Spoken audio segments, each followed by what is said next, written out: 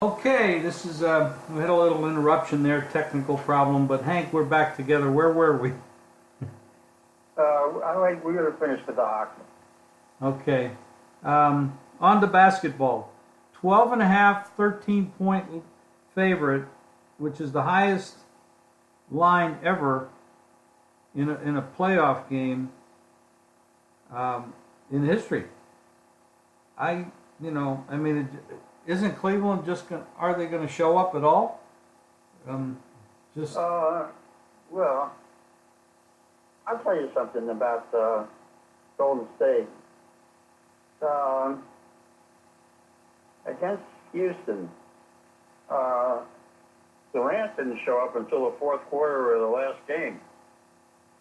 He was very ineffective defensively, and he was very ineffective around the boards. He didn't rebound at all. He didn't contribute. You know, it's very interesting what they're going to do with Durant when his contract is up or after this season. He hasn't really fit in as a team player with that team. And he disrupts their team concept. They sometimes stop moving the ball around a lot. They've got to, Thompson has got to be involved. And Thompson can't get in foul trouble because that's very disruptive to their game. But they need Thompson to participate. And Durant, for whatever reason, he's his own man. And, he may be the second best player in the game. But to compare him with LeBron is ridiculous. Because LeBron can do so many more things than Durant can do. LeBron sees the whole court. He participates. He tries to set up his other guys. And Durant doesn't do that. And Durant doesn't play any defense. Once in a while he'll get a rebound and he'll bring the ball down himself and try to take it all the way himself. But he's not all that great of a team guy. And I don't think he fits in to what Kerr expects from his team. Well, we heard that one clip when Kerr was talking to him on the sideline. I think it was in game 2 or 3, and he said, "Make sure you look for the other guys. Don't remain aggressive, but take the first 10 seconds when you have the ball and try to get other people involved." And that's a key. And when the ball, you do all this isolation basketball, everybody else gets stale and they're not effective. So you really need to get other people involved. And then that was the problem that Houston had without Paul, they didn't really have the distributor to maintain that, and that was missing. But people keep saying that about Houston, but they won 65 games playing that way, and Paul was an extra weapon that they missed in this conference final, and without him, the other guys just got worn down. But they won 65 games, and they were leading by 10 or 11 points in the last 2 games, and just 0 for 27 is absurd. No team has ever gone that bad at the end of a game. And if they had had Paul, I believe they would have probably beaten Golden State. Very possibly. Their system fits those guys, and I think they take too much of a beating for playing that system when they had a hell of a year. They had a hell of a year, and they have great talent. I really like their talent. With Paul in the lineup, they're as good as anybody. However, when you're playing, half the league is very average at best. So when you're playing against average teams during the season, and you play all out with that kind of offense, which is very prolific, you're going to win a lot of games. But when you're going up against a super defensive ball club like the Warriors can be, you need to move the basketball. you need to move it around. Paul does that extremely well. And that was really a big miss for them, not having him. Could have been a totally different outcome. Absolutely. That's what they are. And, you can't change what you are, at that stage of the season. By the same token, Iguodala being out for the Warriors is a big miss too, because he's a great player. After all, he was the most valuable player in the playoffs just 2 years ago. He's a stabilizer on the Warriors, and without him, they're not the same club. These injuries that have unfortunately happened in the playoffs with Love, and Iguodala, and Paul, it's very unfortunate because you're not seeing these teams at their best. But it's still exciting, and I hope we have an exciting series. I don't know. There's people saying it's going to be a sweep. I don't believe that. But when you have a 13-point favorite at home, now on the road they're going to be, what are they going to be? 8, 7, 6 on the road. So you're talking substantial favoritism in all their games, unless there's some monster adjustment going forward. So, wow, I think it'll be interesting to see how much gas LeBron has left in the tank. He's going to have guys defending him. I don't see how they can. It'll be interesting to see who they put on LeBron. But somebody's going to be defending him, and Thompson's got to stay out of foul trouble because they need him when the other guys aren't shooting well, and there'll probably be some games on the road where they're not shooting well. It's interesting you bring that up because Iguodala would be the guy defending him, but he's not there, and I don't know that he's going to play.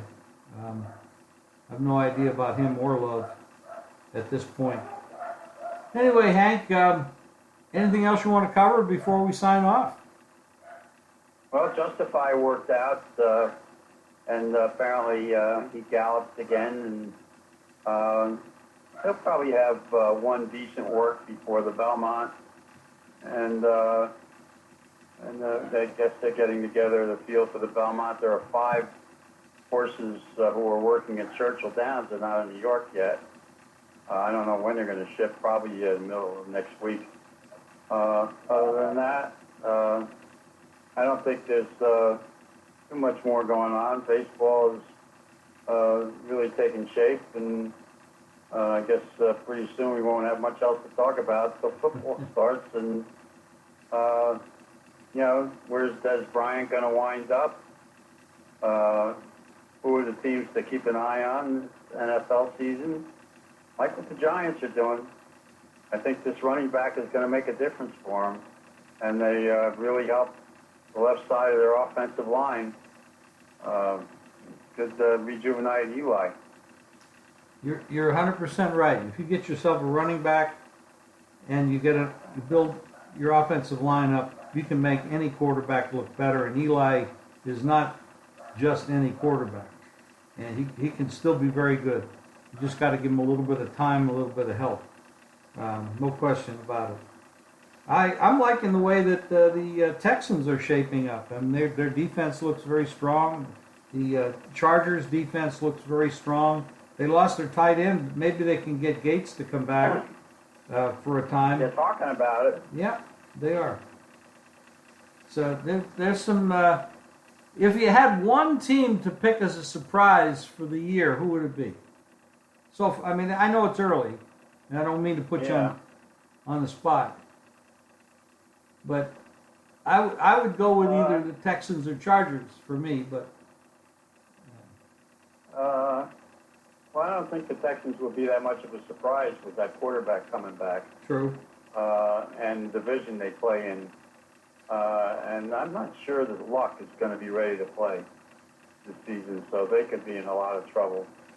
And I guess one team might be Buffalo.